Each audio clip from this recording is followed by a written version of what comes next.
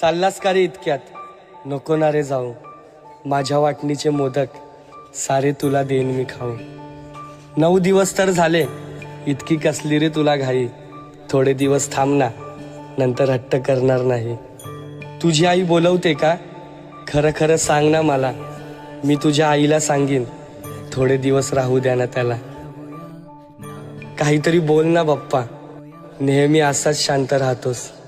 यावेळी कट्टी घेणार, दरवर्षी तू मला असाच रडवून जातोस.